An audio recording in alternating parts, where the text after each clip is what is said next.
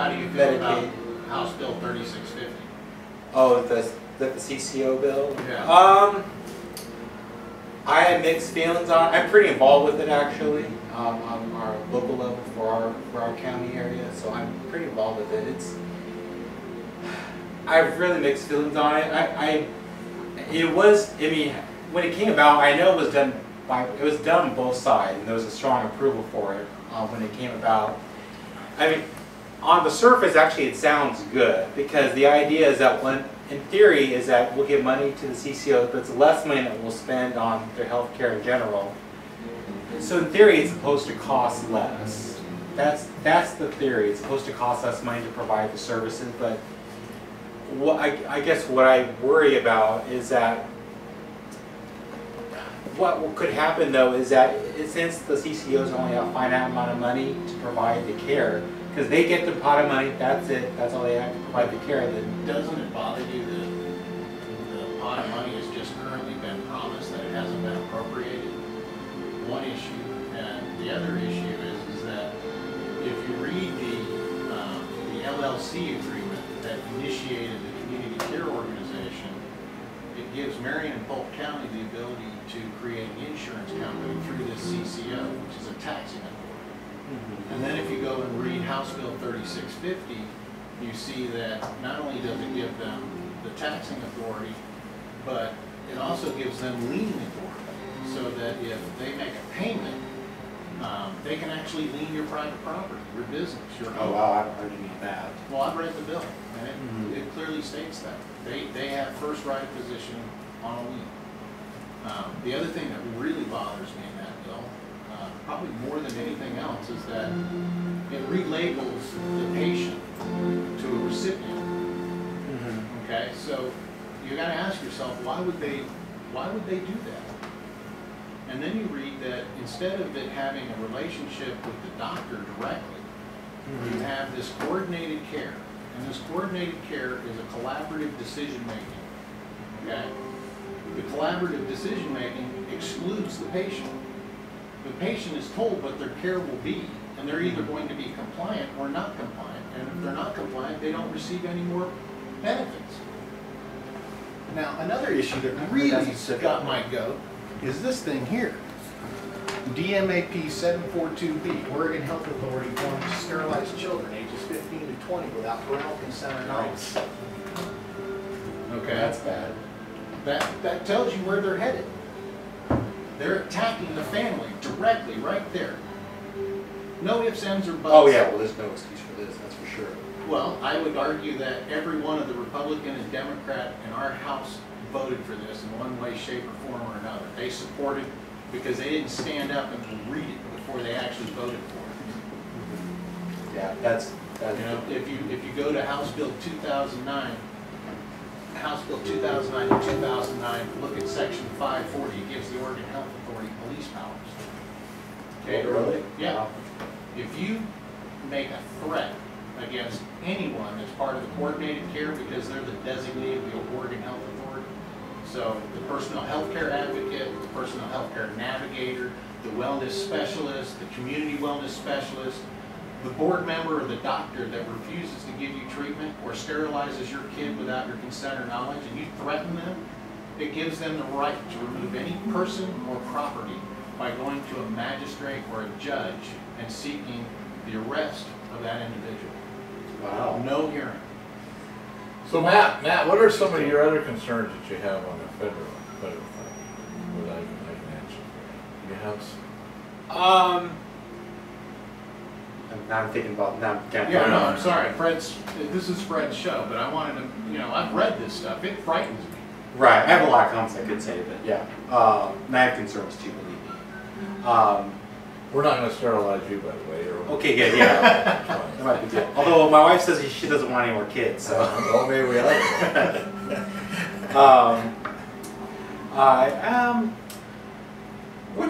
Let me ask this question. What do you see out there? What are the priorities or concerns that you see? You know, you're a community member, you certainly work in an area that there's a lot of concern at. So what is some of the issues that are popping up in your mind, or maybe Well, colleagues' mind? the biggest thing, and, you know, because I work with an agency that works with the healthcare industry. Right. Because I see it firsthand. One of my, I mean, it relates partly to Obamacare too, in the fact that individuals that are on Medicare currently, the access to care is going down and down and down. I know because we have people that have a hard time finding doctors that will accept Medicare because the payment is low and it's going to go lower if Obamacare does not get repealed. Actually, it's supposed to have gone lower already, but that's been pushed back because of the political issues behind it. But so access to care is going to be a really big deal. So I guess my biggest concern related to the folks that I serve is really, you know, folks that are on Medicare, for one, how are they going to get continued access to care if there's no doctor willing to see them? Healthcare is wonderful, but it's only worth it if you can actually get access to it. You just want to sign up to get sterilized? Oh, nice. Go ahead. But How you doing? Yeah, Fred, Richard, Fred. Right. Your name? I didn't catch. Matt. James Loftus, Fred Silva, Richard Silva, I'm sorry, Richard. Richard, how are you? So, those are probably the ones that they affect me. They affect the people that I serve.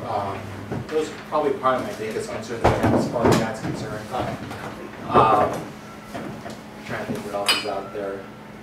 so they're worried about getting care in the future if no doctor's going to accept it. Well, So where do you yeah, go? and Go to the- even on the state level, I'm concerned that if the care isn't paid for adequately, no one's going to want to see them either, even on the state level too.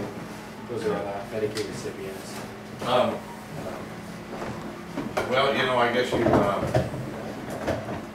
go to the witch doctor or something, whatever. You know, I'm not making light of it, but you know, I'm hearing a little bit of that too. I know my health care has gone up, and we got notice it's going up effective in January, and it's mandated through the federal government. You know, they're taking away. We had a $5,000 pre-tax deductible that we could use for health care, which we were, and now they've cut that back to $2,500. So it means that I'm paying more in taxes, on that $2,500. So, and that's we use that to buy braces for our son, for their teeth, and so now that's not going to be available coming in January. So even though they say that some of this stuff delayed, the costs are starting now. I mean, they're capturing money for 4 years before they really activate the whole plan. And so I think that's people are going to start waking up to that, and then they're going to realize that maybe this isn't all that it was cracked up to be. Especially when you've passed this care, this Obamacare or Affordable Care Act. And then you hire 16,000 IRS agents, but you didn't hire one doctor. Okay? So I mean, you say to yourself, "Now wait a minute here. This is a healthcare system. You've hired 16,000 IRS agents. Well, and you just brought in 10 or 20 million people or 30 million people, whatever, into this program, and you haven't hired one doctor." And then doctors, as you described, are saying, I'm not gonna do that. And when I worked in Canada, it was a real issue up there, the Canadian healthcare system, because people that needed care, and if it wasn't an emergency, they would have to wait, 6 months, a year, or longer. And a lot of them, because of Winnipeg, they would drive down to North Dakota, and pay for the care down there. They were going to get care one way or another, and they would do it there. So the socialized healthcare system has some benefits. It has some benefits. I've seen where some people have really benefited from it, but as the normal person who has something that they want to have done, like a knee replacement or a hip replacement or whatever, that's extended out when they don't get it when they would like to get it. Right. That's sort of the nature of socialized healthcare. Yeah, and my mother was a nurse for 48 years. Okay, she started off in a county hospital, you know, and then she went to a couple of private hospitals, and so she, you know, she's 92 now, but she'd been out of it for a while, but she used to talk about some of the things that they would get at the county hospital, which the county was paying for, versus a private hospital when they were, you know, insurance driven. So, you know, there's a give and take on both sides. I don't know what the real answer is going to be, but we got to have something. Hey Fred, I would suggest that if you want to answer part of this problem, that you make every congressman and every senator and the president use the same healthcare system that they're subjecting the people to. And I think that if they were subjected to waiting in line, waiting for months, being denied benefits, that they would fix the problem much faster than if they exempted themselves. Well, I agree with that, James, because, you know, I buy my own gas. You know, and a lot of those guys, in fact, they've told me, you know, do you have a driver? Do you have this? Do you have that? I said, no, I'm pretty self-sufficient, you know, and I don't. But by being involved, just like in this campaign, you know, I could be home on the phone 90% of my time to gather a bucket full of money, okay? I chose not to do that. And maybe that's going to be my downfall. But I'm going to do it the way that I believe to do it, and that is to get my name out there. Now, when I started down this road, I ran in 2010. I've certainly done better now than I did in 2010, because I'm saying the same thing today as I said in 2010, so people know that what you see is what you get. So, you know, no matter what happens, I'll continue down this road because I'm committed to that. And more people will see me over time. If I have to go see all 700,000, you bet. You know, I'll do whatever I need to do. But I'm down and determined. I'm down and determined to try to bring the voice of the people to the government. Okay, so they really know what's going on here, instead of being driven by special interests, being driven by the ones that write the check, being driven by all that.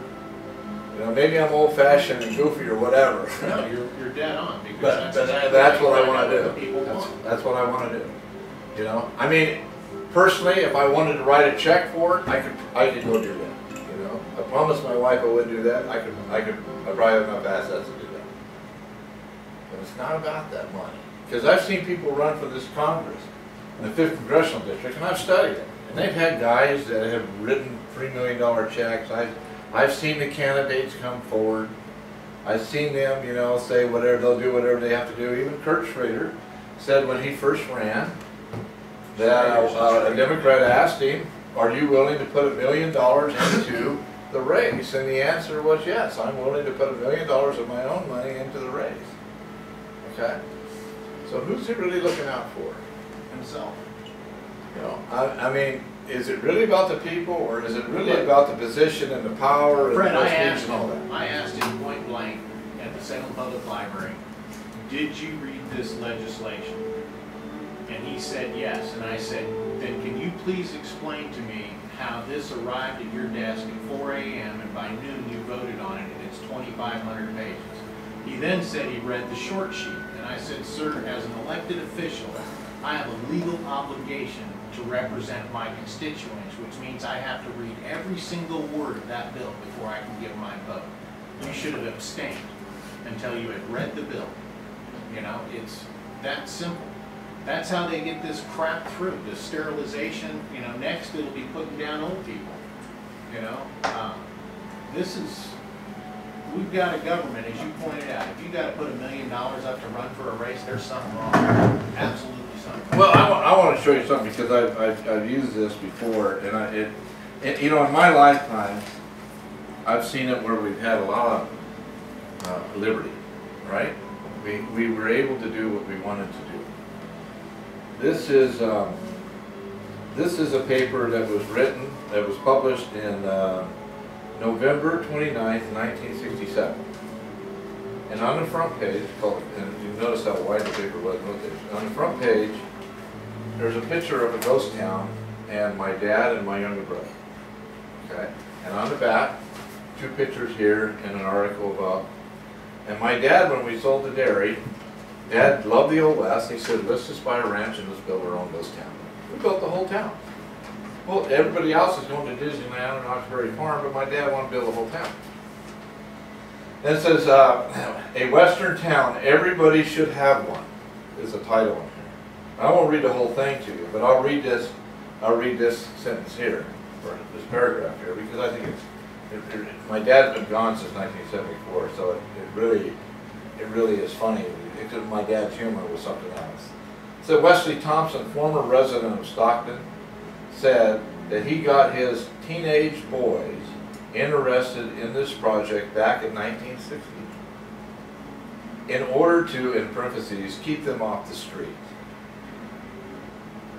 Now, the entire family is enjoying this project. In fact, Thompson said that he has gone so all-out Western that he even rolls his own cigarettes. And I thought to myself, why isn't that politically incorrect? But Dad wanted to keep us teenage boys, 3 teenage boys, off of the drag strip. You know what I mean? So we built a whole town. Now today, think about this. Can you buy some land and go build a town? Now this wasn't for public access. This was a family project. We held family reunions there. When people would stop and want to go to the town, Dad said, come on, go through the town. And we had a big house, and they asked if people asked, is that the restaurant? Dad said, no, but if you're hungry, I'll cook something for you. So it was our own enjoyment. Now, I really can't build a tree house today or anything without getting permission from the government. Now, this has happened in my lifetime. Now, my sons, I'll never build a town for my 2 sons who are 14 and 16. But in my lifetime, the first 30 years, I could do this, and the last 30 years, I can't do this. So are we being overregulated? You know, I understand we have to have regulations. I understand if we don't, we're going to kill one another. But how far do we have to go? How far do we have to go in this society before we think that we've done enough? And then my point is, this is a very good example of, I believe, over-regulation, over-control. We don't have common sense anymore in Washington, D.C. We don't. We don't have common sense. And, you know, I said today in a meeting this morning at 6:30, and I was giving a presentation. You know, when I was in Tampa, I heard everybody say, are you better off today than you were 4 years ago? And I'm sitting there and I'm listening to that, and I said, well, wait a minute. Are we better off today than we were 25 years ago? Because both parties are guilty here. There's not one party that's guilty on this thing. They're both guilty on this thing. My generation has screwed this thing up. $16 trillion in debt. And by next spring, it'll be $17 trillion. And we're a nation that we pay our debts. That's why the dollar has the strength it does around the world. Because everybody knows that we're not Greece, we're not Spain, we're going to pay our debt. And now both parties have added so much debt to this thing, and they're throwing mud back and forth. And I'm saying, get a life, folks. It's not about us. We screwed it up. It's about Jeff's kids, it's about my kids, and your kids, and this beautiful young lady. Don't you see the connection, though, between the sterilization of children and then not having to pay the debt because they won't have to pay out all these recipient benefits? Well, isn't that really their global agenda? You know, I'm not sure. Come on in. Hey, Marcia, how are you? You're not Marcia. How are you? I'm Fred Thompson. Hi, I'm Joanne. Joanne, okay. I'm in the window. I thought it was Marcia. So. Joanne, I'm James Loftus. How are you? Hi. This is Can I get you a cup of coffee? Cookies, No, I'm some fine. iced tea or No, something? I'm fine. Thank you. Front's what I want to do. Bunch of stuff right now. Well, I need to get going because my wife's Okay. probably wondering where I'm at by now. Yeah, I'm probably wearing you out. So. But, Stay on Facebook. yeah, so, actually, if you have a few other flyers, I'd be happy to pass Oh, around no my problem, no neighborhood. problem. No problem. You can have whatever you want. You got 5,000, you say in the trunk. You wanna take a yard sign with you? Sure. Until you take that. I was hoping. Pass it around. Yard Yeah, sign. when I go Or over right there. outside, yeah. Thank you. I saw two records, so I was going to ask. Good luck, Daniel. Thank you for your support. And call me anytime, that's my phone. I got a phone call today from a reporter in North Carolina at the convention. And she says, you know, I identified herself and she said, I'd like to speak to Fred Thompson. I said, speaking. She said, really? I said, yeah. It's my phone. When you call, I answer. She said, really? And I said, yeah. I mean, I don't. Probably one of the more acceptable candidates that's been out there. Well, you know, if you need to talk, call me. I'm 24/7. I mean, some people call me. You got a question answered, but thank you. It's good to meet you, Fred. All right. It's a pleasure seeing you. Good results coming up in a couple months here. Now I hope so. We'll see. It's all about being an American. Yeah. Hey, it was a pleasure meeting you. Thank you very much. You live here in town? In Salem. In Salem? Yep. Well, thanks for coming all the way out. No problem. Thank you. Yeah, thanks. Have a good day. You know, why do we have Now, what kind of questions and answers can I, or questions, and maybe I can do it right in?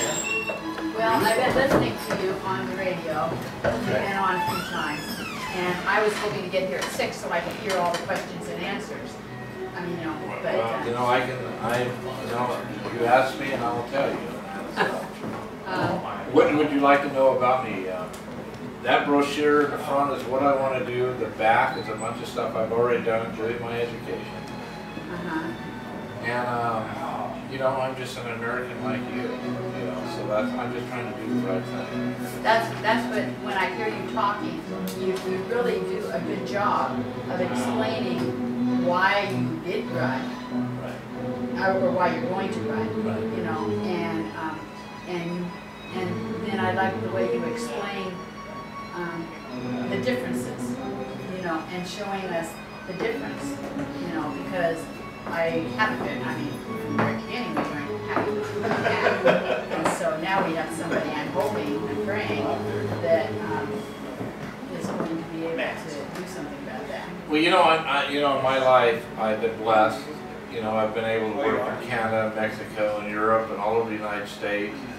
I've always worked really hard, growing up on a dairy. You know, I had an old brother with polio in the right arm. He was 6 when I used to hear my mother, because we had a little 2-bedroom house, I used to hear my mother cry in the other room, and my dad trying to console her because you have a boy that's 6 years old, he's got polio. You know, you're talking about those days where it was, you know, pretty devastating. I used to watch my dad pound the table every day or every year at school. I mean, Jeff's son just started school today. And the first day of school, my dad would be there and saying they want to put my older brother in a crippled children's class. And Dad would say, if you raise him as a cripple, he'll grow up to be a cripple. There's nothing wrong with him.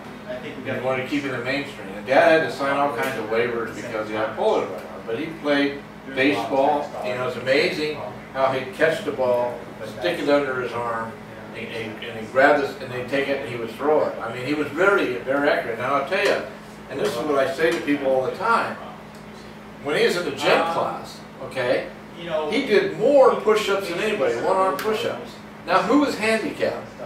You know, when they say do push-ups, do one-arm push-ups. Who was handicapped? Well, the whole class was handicapped. I was handicapped. But he didn't, because he do one-arm push-ups. And then, when he climbed the rope, he'd wrap the rope, and he'd pull himself up with his legs, and he'd pull himself up, and his left arm had an 18-inch bicep. He worked on the farm. He loaded hay. You know, he did all this, and he ended up being the top FFA student in the state of California. So it was because his parents would not allow him to be a cripple. That's where the nation has made us trying to make everybody a cripple. And I see my older brother all the time, and I tell him, I said, you know, really, I think I was the one that was handicapped. You were never handicapped. You know, they wouldn't let him go to school the first few years. my dad talked Mrs. Hammer, We one can of the try, yeah, but for the most part. renowned teachers in the area, to come out of retirement, to tutor my older brother. We She do tutored him, things and he stuff got like that. a great They start in can his sit here and education do because anything and say, there wasn't whatever. anything that he didn't know because she just had one student, So, and that was him. So the school wouldn't let him go? No, because with polio in those days, they thought it was, Oh. it was, Somebody could get it. they could get it. And in fact, they quarantined my younger brother and I away from my older brother. There's a way to combat it. And my mom said that was a real problem because my younger brother, he could sit still, but I could never sit still. So I was always breaking out of the jail that my mom had me in and getting with my older brother. And so, you know, it's that kind of thing that we have evolved from. Well, thanks for stopping by. Thanks Glad again. to share that And- with you. and- Take care. Yeah, you're And right so out there. Come in for that's, breakfast. and I'm no different Now I now know than I it's was Thank you. as a young man. You know, when I went to Vietnam and served over in Vietnam, and you know, and let me speak a little bit about that because I haven't said anything about that earlier. But one of the reasons that I'm running for office is because of what my time in Vietnam, what I saw, our country can make some serious mistakes. And I see, and even the Oregonian had stated, when they endorsed me, that I would be better suited to look after the needs of returning soldiers from Iraq and Afghanistan because of my own experience over there. I put 9 guys in body bag. And when I think about what's happening today, you know, I mean, we're all in love with the soldier today, but if you put 20, 25 years from now, you know, all of that will go away. That's just nature. That's the way we are. And those people, after 2 or 3 or 4 tours, will be severely damaged from that, will show up as they get older. And we need to prepare to be able to address those issues when it comes, because we're seeing way too much suicide today. Yeah, I've been reading. Okay, and so what we need to do is we have to have a voice in Congress that understands what combat's all about. I talked to Alan West the other night in Tampa, and he's a combat soldier. So we had a very good rapport with one another, and he said, "Fred, I need help in Congress. You know, you're a veteran. You know, you can add that to what he's trying to do." So those are some of the reasons why I want to run, and that's why I am running, because it's not about me. It's about us, both the old and the young, and, you know. So that's why. So what else would you? I didn't think I'd check that out. And how long have you lived in Oregon then? Because you said. I came here in 1977. Okay, so you lived here for. Right, when I left Vietnam in '71, I bought a pickup. I was working for American Forest Products. I bought a pickup, and I started coming. My first wife, grandparents lived in Yachts, so I kept coming up here to Oregon to vacation. And then I went to work for Occidental Chemical, and then I just wanted to get back into wood products. And I loved driving up I-5 in those days, and you would see all the wigwam burners, and it looked like a big village. You know, it's beautiful. And so I said, you know, I wanted to come up here. So I resigned from Occidental Chemical, and I had a great career with them. They were moving me right up the ladder in the corporation. And I resigned, and I moved to Eugene, and I didn't have a job. And I moved to Eugene because it's kind of centrally located. And we were going to Yachats on a Friday night, Friday afternoon, and I stopped by the Georgia Pacific Personnel Office, and they had a sign out there, "We're not accepting applications." But in those days, I was a welder and a millwright, so I said, "Oh, you know, I'm gonna go in there anyway." And the first thing I did when I went in there, I said, "Look, I can read your sign. You're not accepting applications, but I happen to be a journeyman." And they said, "Oh," and they brought out the application. And so when we went back home, we were in the house, went back home Sunday night, Monday morning, 8 o'clock, like 8:05, Georgia Pacific called me. So I went in, and then I had to go for a physical, and I had at the chemical plant, they had sulfuric acid. I had a couple sulfuric acid burns on my arm. And so the doctor wanted me to wait 2 weeks and let that heal up before I went in there. So then I applied at Weyerhaeuser and applied at Roseburg, and I got job offers from everybody. You know, this is 1977. I got job offers no matter where I went. I could work anywhere. But I liked what I was going to do at Georgia Pacific, and I was going to do some construction, so I started there. And then I was a millwright, and then I also had electrical background, and so then I became an electrician, an electrical supervisor, and then I ran the maintenance department, and then I was an engineer, and then I was a group manager, and then they moved me to Atlanta, Georgia. In fact, before I went to Atlanta, Georgia, I had so many facilities I was taking care of the West Coast, I couldn't drive to them. So they had a helicopter stationed on the plant, and the helicopter would fly me to all the different plants because I was starting to do automation and engineering and everything. So I'd fly to Sutherland and Coquille and Cottonwood and Wairika, and I'd go as far as Marysville. I would go to Forest Hill, Fort Bragg, you know, and then I started doing projects, and then I got used to the Learjet, and so they gave me the Learjet. Then I got, you know, I got divorced.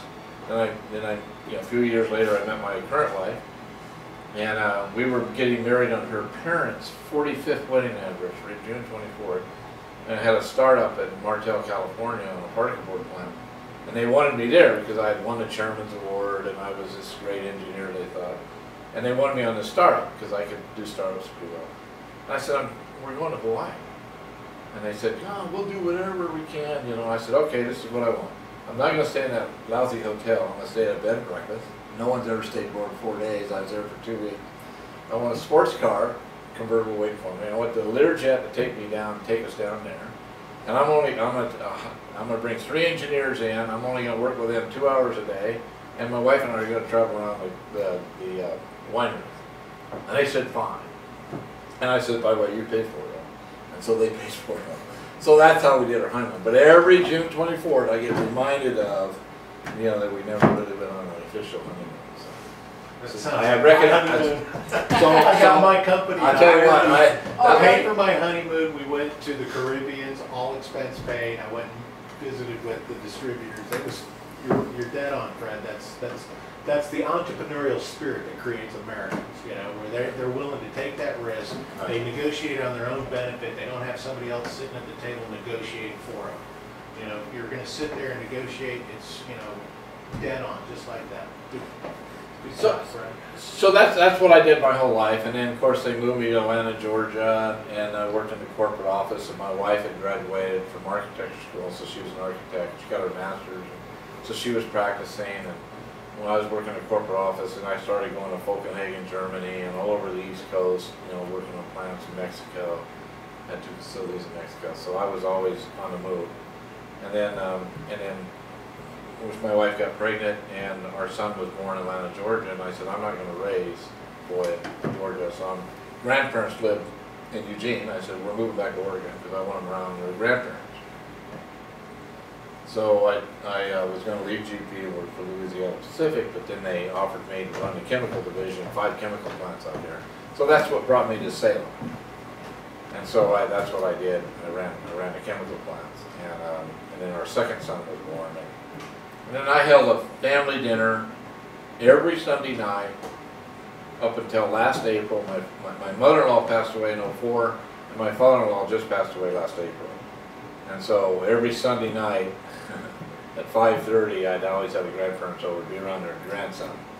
And we just lost Dad here, you know, a few months ago. So Sunday night's not the same anymore, you know, after almost 16 years of continuous, you know, having those Sunday dinners, which were phenomenal, because then the grandparents were around their grandsons, and that was their time together. So it's kind of my values, you know, that's what I do.